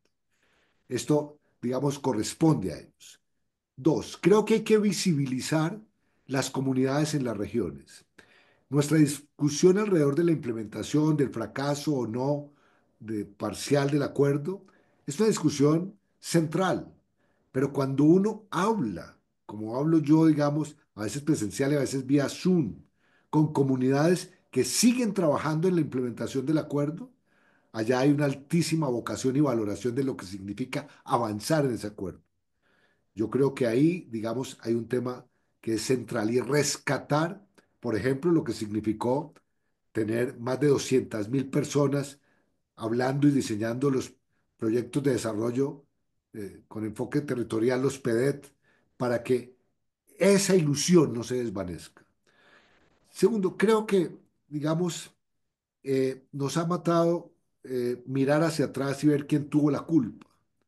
Entonces hay gente que le dice, no, no, el gobierno donde usted estuvo, general y tal, eso falló desde el principio, luego llegó Duque, luego llegó Petro. Yo creo que hay una realidad. La realidad es que el acuerdo es deficitario en su implementación, pero mirar hacia atrás para hacer juicios de responsabilidad creo que nos termina de enfrascar en la no implementación.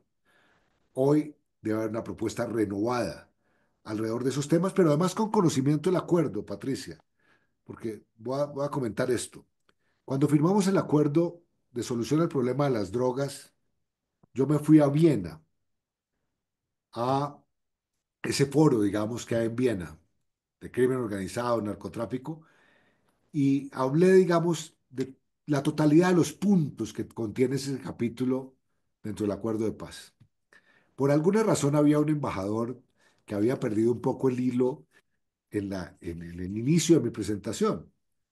Y cuando yo terminé de exponer, ese embajador dijo, yo tengo que facilitar a Colombia porque lo que está presentando acá es el estatuto antidrogas más modernizado, integral, que yo conozca. Y la verdad no era un estatuto antidrogas. Lo que pasa es que el capítulo trae, digamos, unos subcapítulos de los cuales no se habla, como la necesidad de llevar la judicialización al territorio, romper la cadena de valor del crimen en el territorio, generar unos procesos que realmente desmonten a estas estructuras. Eso está en el acuerdo. Aquí nos quedamos con el tema de las drogas mirando lo de los cultivos y la sustitución voluntaria versus la erradicación o la fumigación. Pero así como pongo este ejemplo, el acuerdo, digamos, realmente es muy integral, muy rico en herramientas y en instrumentos que uno podría poner en marcha en los territorios. Y yo creo que aquí, digamos, tenemos que contener algo donde ya hay síntomas que no habíamos registrado en el pasado. Por primera vez, ahora que se renueva el mandato de la misión de verificación, hay dos países que se abstienen y hay un recorte del mandato. Sí. El Consejo de Seguridad de Naciones Unidas presentaba como el caso de mayor éxito del Acuerdo de Paz de Colombia y sobre esa presentación mantuvo decisiones por unanimidad que no podemos permitir, digamos, que se sigan deteriorando y que al final signifiquen ruptura de ese consenso internacional. Pero digo además, frente a la comunidad internacional que ha sido muy valiosa, que noto francamente agotada con los temas de la paz total, un poco desgastada con las apuestas que han hecho en Colombia con la paz total, que habrá que renovarles, digamos, la confianza para que no nos dejen solos. Habrá que renovar, especialmente en un mundo que hoy se está movilizando sobre el desmantelamiento de organizaciones de la sociedad civil, que no terminen de desmantelar esas organizaciones y por el contrario se mantengan muy vigentes. Y, doctor Luis Carlos, digo, bajo nuestra visión que puede ser sesgada, la seguridad está en la base, digamos, de cualquier despliegue de implementación. Y la seguridad no solo por la seguridad y la convivencia y la protección de las comunidades tienen que ser una altísima prioridad. En todas cosas, para que salgamos de una especie de trampa lógica con la cual me encuentro hoy en los territorios. Cuando pregunto por qué hay tanta violencia, me dicen por qué no hay seguridad. Y cuando yo pregunto por qué no hay seguridad, me responden porque no se ha implementado el acuerdo de paz. Me parece que hay que salir de esa lógica. Antes de darle la palabra a José Luis Ramírez, que la pidió, yo quisiera preguntarle a Rodrigo Londoño si quiere hablar, si quiere intervenir un momentico, Rodrigo. Rodrigo, bueno, no sé, a lo mejor no está No, es cerca al que no, micrófono. no estoy enredado con eso. Yo todavía me enredo con estas vainas tecnológicas. ¿Me están escuchando? Sí. Sí, Sí, sí, señor. Patricia, usted siempre provocadora. Pero ¿cómo no va a hablar Rodrigo Londoño aquí? Bueno, lo Lo primero primero, que hay que destacar es que es una maravilla que conversen en este espacio personas como el general Naranjo, el general Herrera y usted, y Luis Carlos bueno, no, Villegas. a todos los presentes mis respetos y en especial al general Naranjo, de quien he venido poniéndolo siempre como ejemplo en distintos escenarios que hemos venido discutiendo con la situación que hemos vivido con este gobierno. Yo siempre he puesto de ejemplo de que con todas las diferencias y todos los cuestionamientos que podamos tener, cuando Gerardo Naranjo estaba en la vicepresidencia, cada que lo requeríamos, ahí estábamos, ahí nos atendía, ahí nos recibía, a veces éramos demasiado cansones, pero siempre nos escuchaba y además, pues, a partir de esa relación, yo he tenido un profundo respeto por él. Estuvimos en polos opuestos, pero realmente, y ahora escuchándolo, eh, aumenta más mi admiración porque pues lo veo que está de manera callada y todo trabajando en función de la implementación, que no nos dejaron solos. Y eso para nosotros es muy, muy estimulante. El día de hoy para mí ha sido un día de de mucho trabajo, muy emotivo. Tenemos aquí en Bogotá, creo que más de 100 mandos medios, los mandos que conducieron la guerra, la confrontación, analizando un tema que no se ha tocado aquí, que es el tema de la JEP y la situación en que quedamos cuando se ha descartado ya que el Consejo de Seguridad, que la misión esté en el monitoreo de las sanciones. Eso nos ha generado una situación muy compleja internamente y hoy tuvimos, escuchando a todos los mandos, sus preocupaciones y sus miedos. Y también estuve un rato reunido con la misión, estuvimos ahí intercambiando sobre el momento, las circunstancias y qué caminos seguir. Si yo, es decir, me gustaría conocer opiniones del general sobre lo que se está dando al interior de la JED. Para nosotros se ha desnaturalizado el espíritu con que fue creada esa institución tan importante para garantizar la paz de Colombia. Ahí hace poco estuve en una audiencia en la Corte Constitucional frente a la demanda que presentaron Sergio Jaramillo y el doctor de la Calle frente a la CENI 5 y realmente salí de esa audiencia muy preocupado. En mi intervención yo les decía a quien representó a la GEA ahí, el magistrado Naranjo, y después la intervención final del doctor Ramelli, yo les decía, y lo dije ahí, ojalá ningún firmante los esté escuchando, porque esto desmotiva y desmoraliza. Y eso es cierto, es real.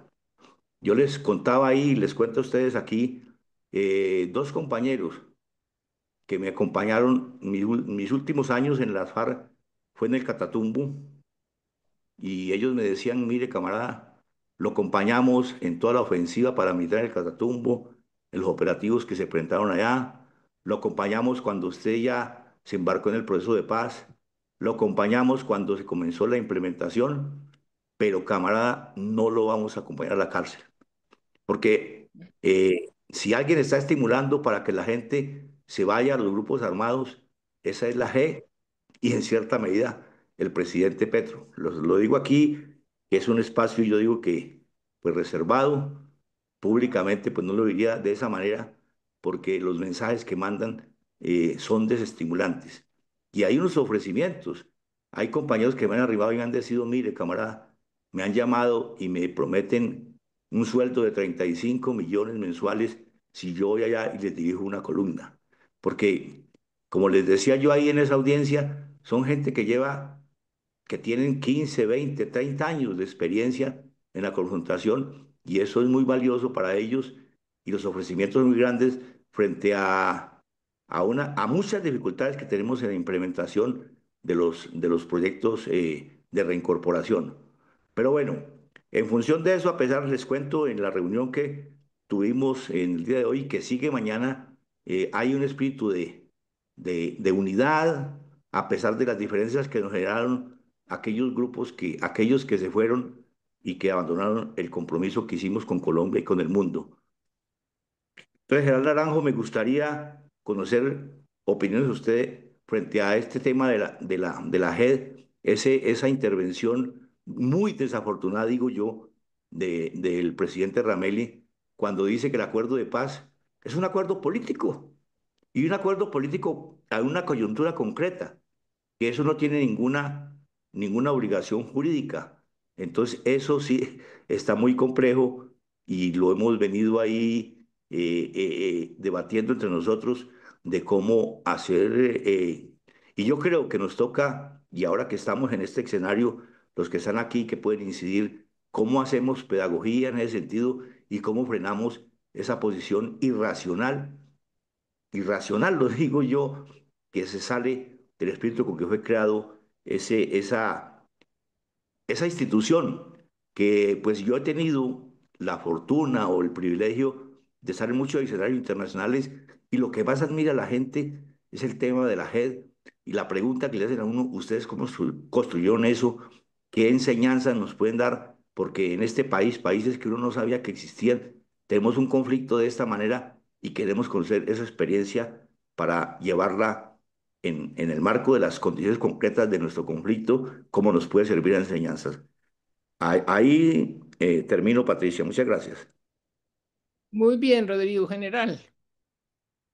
Muchas gracias, Patricia. Rodrigo, voy a comenzar, digamos, mencionando cuál ha sido un poco mi pedagogía, mi discurso reiterado alrededor de la JEP. Yo creo que la JEP, independientemente de unos problemas que usted identifica bien, que hemos otros identificado, que han llevado incluso a que haya pues demandas en la corte, lo que no podemos incurrir es en una guerra contra la JEP. Yo digo, la JEP hay que cuidarla institucionalmente. Pensar, digamos, que uno hace leña con la JEP es lo peor que nos podría pasar. Y en ese sentido digo, tal vez el primer llamado que yo hago a todos los sectores es que cuidemos la JEP como una institución que tiene que responder al mandato del acuerdo y ser leal a ese mandato del acuerdo e evitar, digamos, interpretaciones y desarrollos normativos, reglamentarios que pueden estar confundiendo o incluso, como usted ha dicho, Rodrigo, desnaturalizándola. Pero digo, la crítica a la JEP tiene que ser una crítica fundada en un respeto por lo que significa esa institución como una institución de cierre del fin del conflicto con las FARC y en general digo el conflicto colombiano. Dos, creo que hemos fracasado y la JEP puede ser víctima de eso, en que no hemos sido capaces los colombianos y especialmente la dirigencia de persuadir al conjunto de los colombianos de que un modelo de justicia transicional no es un modelo que promueva la impunidad. Y la verdad es que aquí estamos frente a una realidad muy complicada.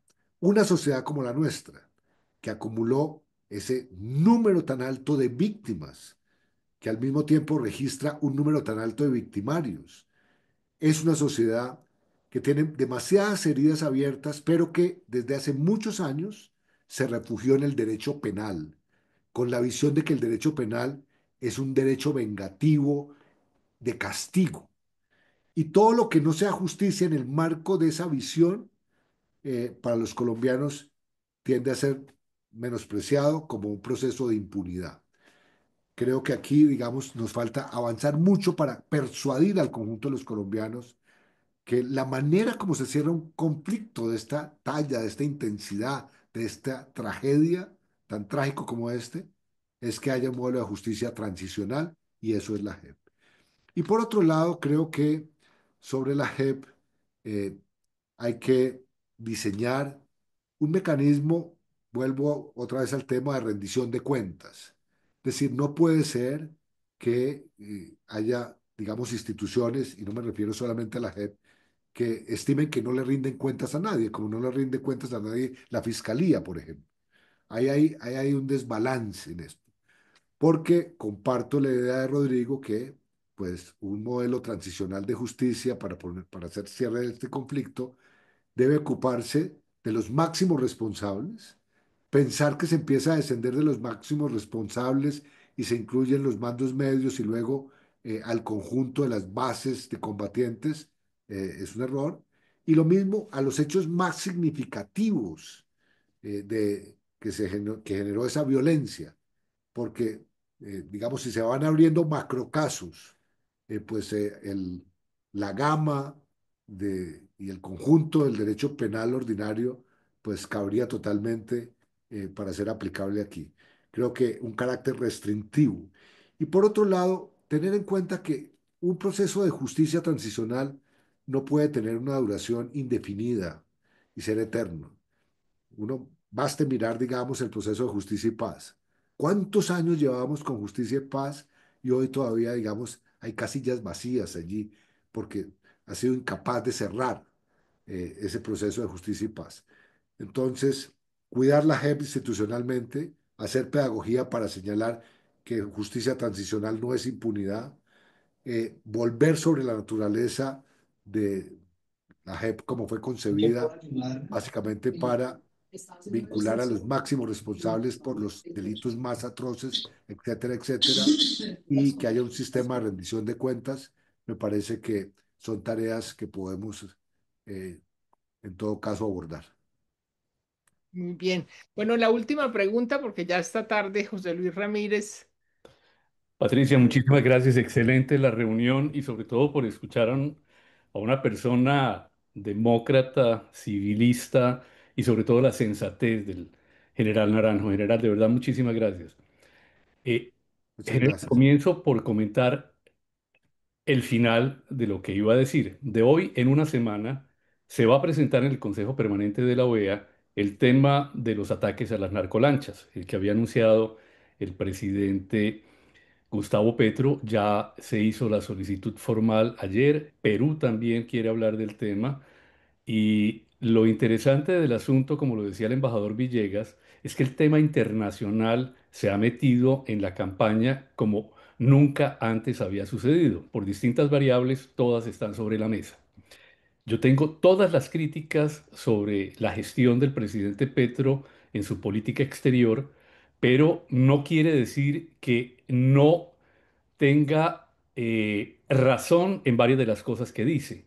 El hecho de las críticas al genocidio en Gaza son válidas desde el punto de vista del fondo, pero la forma es lo que hay que criticar y sobre todo pararse con un megáfono en una calle de Nueva York en el marco de Naciones Unidas a pedir que no se le cumplan las órdenes del presidente de los Estados Unidos, que es el comandante en jefe, o a través de la red X estar enviando mensajes permanentemente sobre otro hecho en el cual no le falta razón. Los cerca de 76 personas que han muerto en las narcolanchas ya fueron calificados por Naciones Unidas, Oficina del Alto Comisionado para los Derechos Humanos, como ejecuciones extrajudiciales. Es decir, hasta ahí hay cosas que el presidente ha dicho que son válidas, pero como se decía con sorna, lo que no gusta es el tonito. Mi punto es este, general.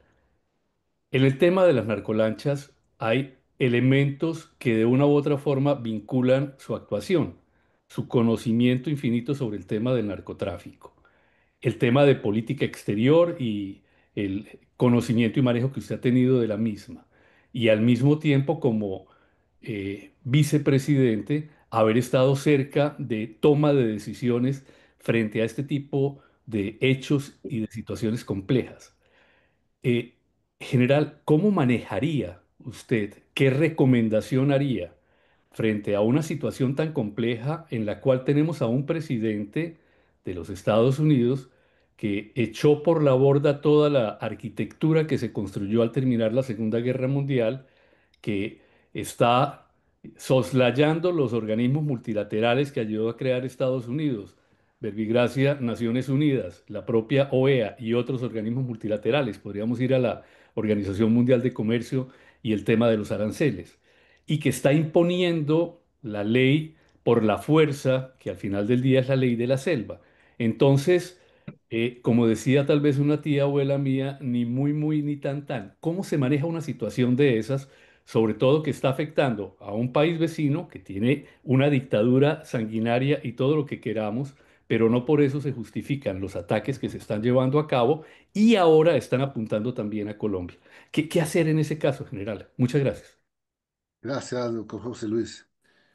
Eh, yo creo que aquí estamos frente a una situación que desafía, digamos, el intelecto, no solamente la política. Y comienzo por decir el intelecto, ¿por qué? Evidentemente, yo creo que el primer esfuerzo a la hora de desarrollar un plan, una estrategia o fijar una política en relación con lo que está pasando desde Estados Unidos y el Caribe es tratar de entender cuál es la lógica y el propósito de esa situación. Y yo me aproximo para decir, por lo que uno ve desde afuera, que estamos frente a un caso típico, yo diría emblemático, de la manera como el presidente de los Estados Unidos se propone conseguir resultados, que uno llamaría la fuerza dura, la fuerza de disuasión dura. Y permanentemente, digamos, él usa esa fuerza de disuasión dura y en algunos casos le ha dado resultado. Por ejemplo, fuerza de disuasión dura frente a los migrantes. La verdad es que en estos meses empezamos a tener migración inversa, basado, digamos, en algo que puede ser cuestionable, las redadas, el muro, lo que usted quiera, pero esa es su lógica. En el tema económico, la amenaza de los aranceles, disuasión dura y pura, y entonces anuncios para elevar los aranceles que generan conversación o negociación. Y en este caso en particular, lo que habría que entender es si esta es una operación antidrogas o es una operación en el marco de un plan más ambicioso que tiene que ver básicamente con Venezuela. Y en ese sentido, yo he, digamos, tratado de reconstruir como una secuencia de eventos. Evento número uno, en mi opinión, la afirmación inicial que se rompería el statu quo con el régimen de Venezuela, ¿no? Afirmación genérica. Dos, acompañada de esa información o ese anuncio genérico de una medida de elevar la recompensa hasta 50 millones de dólares por Maduro, de 25 millones por Diosdado, 25 millones por Padrino. Tres, el despliegue de la fuerza naval en el Caribe, que indudablemente genera una tensión interna en Venezuela, un estado de alarma, de alguna manera una especie de conmoción y de zozobra. Cuatro, la publicación en el Miami Herald diciendo que los Rodríguez estaban dispuestos a una salida negociada sin Maduro y sin Diosdado. Eh, y quinto, el Atlantis publica esta semana pasada otro artículo diciendo que ya hay una intermediación europea para la salida de Maduro a Europa. Esa situación, digamos, pinta un cuadro de que, donde queda, en mi opinión, claro que el tema no es el narcotráfico y que hay, digamos, un plan que no conocemos, pero que en mi opinión es mayor. Y por lo tanto, si uno se va a enfrascar en una discusión, digamos, política, eh, con Estados Unidos, lo primero que tendría que hacer es abrir canales diplomáticos para tratar de entender, de qué están hablando ellos. Voy a hacer aquí una revelación que no es una infidencia propiamente, pero obedece a una conversación que en la visita que hizo el senador Bernie Moreno a Bogotá hace unos meses, eh, cuando lo vi en la embajada y le pregunté cómo le fue en la reunión con el presidente Petro, me dijo lo siguiente, y lo cuento porque lo contó delante de más personas, no es una cosa reservada. Habló como una hora sobre el tema de la soberanía colombiana, sobre el tema de la autodeterminación colombiana, eh, y sobre eso centró, digamos, el presidente sus argumentos.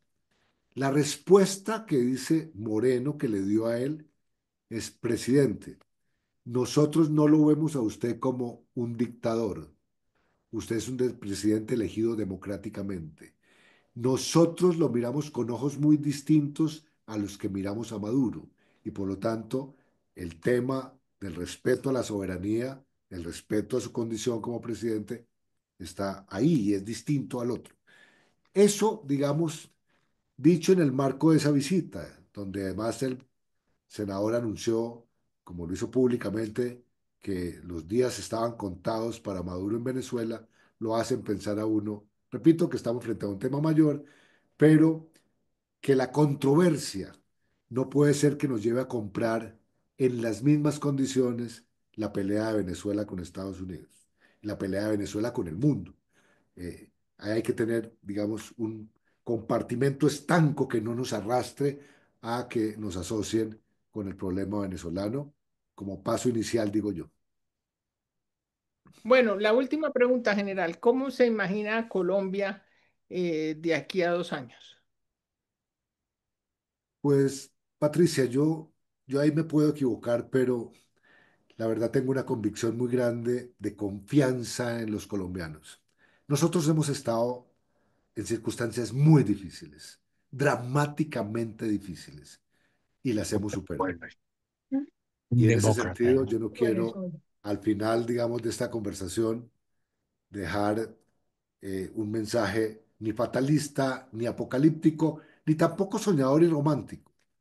Yo lo que digo es, Colombia, y a lo largo de estos últimos años ha dado muestras de que tiene una institucionalidad que responde. eh, para un ejemplo simple, este ejercicio que estamos haciendo. Es decir, aquí hay una libertad de pensamiento, de expresión, donde se pueden cuestionar eh, todos los temas, y veo algo con entusiasmo. Veo que una juventud que salió en el llamado estallido social de manera muy rabiosa, que se refugió en algunos casos en hechos vandálicos, violentos, es una juventud que hoy quiere participar de política y ha madurado del estallido social a hoy. Y digamos, mi experiencia conversando con ellos realmente me hace pensar que tenemos futuro y que en 2 años Colombia, digamos, seguirá avanzando en medio de todas las dificultades, siempre y cuando no nos dejemos robar ese futuro de los extremos. Lo que más me preocupa hoy es que los extremos nos están arrebatando el futuro. Están vendiendo ideas falsas de solución a los problemas, pero además están vendiendo soluciones que adolecen de ética y de estética. Y en ese sentido, por ejemplo, cuando oigo a candidatos ofrecer plomo o balín, eh, que van a destripar, y al otro día dicen que van a llegar a un acuerdo con los narcos para que paguen solamente 3 años, no sean extraditados y entreguen el dinero. eh, yo realmente quedo muy confundido y digo, ojalá que los extremos no destruyan ese futuro. Bueno, general, pues muchísimas gracias por este tiempo y esta conversación tan interesante. Oírlo es un privilegio y nos ilumina. Y muchas gracias a todos y a todas por su asistencia y su apoyo a cambio. Muchas Muchas gracias, gracias, Patricia. Patricia. Gracias, Gracias, general. Patricia. Gracias, Gracias a Gracias, General. ustedes. Patricia. Gracias. Gracias, general. Buenas Luis, noches Luis a Carlos, a todos. todos. Buenas noches. Buenas Gracias, noches. Patricia. Gracias. Buenas noches, Gracias. muchas Buenas gracias. noches. Gracias, Muchas Patricia. gracias. Que descanse.